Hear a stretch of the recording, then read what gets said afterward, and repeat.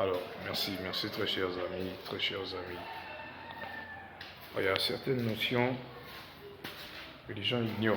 Il y a certaines notions que les gens ignorent.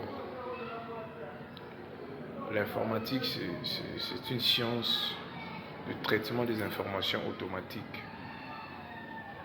et rationnelle à l'aide d'une machine appelée ordinateur.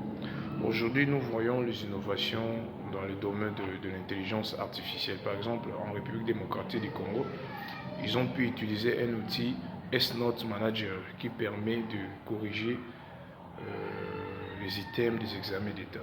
C'est bien d'utiliser l'intelligence artificielle ou l'outil de l'intelligence artificielle qui est le S-Note Manager. Mais attention, il y a aussi des conséquences lorsque vous utilisez l'intelligence artificielle. Il y a aussi des conséquences énormes. Aujourd'hui, je constate dans l'intelligence artificielle, je constate qu'il y a des élèves qui font que capturer, lorsque vous lui donnez un TP ou un devoir, il fait capturer l'image et le ChatGPT lui donne des réponses. Ça facilite aussi ce qu'on appelle la paresse.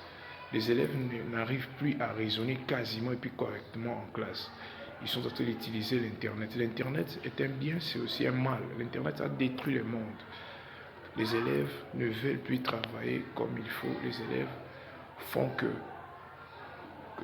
copier ce que l'intelligence artificielle leur donne comme des réponses, comme des résultats. C'est bien d'utiliser l'intelligence artificielle, mais c'est trop dangereux aussi d'éviter de commettre des erreurs dans le chat GPT, l'OSIA, toutes les différentes potentialités des outils d'intelligence artificielle que vous connaissez. Je ne suis pas contre l'innovation de l'intelligence artificielle, mais j'ai compris une chose, selon Elon Musk, lorsqu'il a dit l'intelligence artificielle est un potentiel plus dangereux que les armes nucléaires. Oui, je confirme cet adage de Elon Musk qui dit que l'intelligence artificielle est plus dangereuse que les armes nucléaires. Allez-y comprendre. Merci, c'était votre humble serviteur, l'ingénieur, analyste et programmeur Peter Bimenou. J'ai dit et je vous remercie. Merci.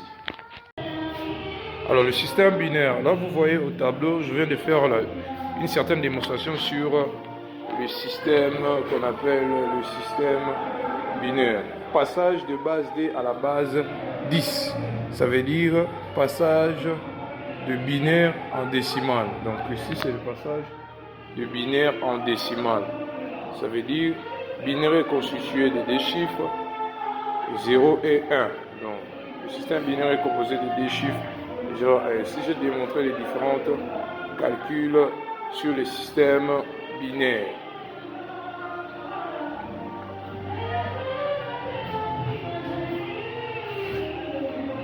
il n'y a pas à commenter, c'est Google. Il n'y a pas à commenter, il n'y a rien à dire.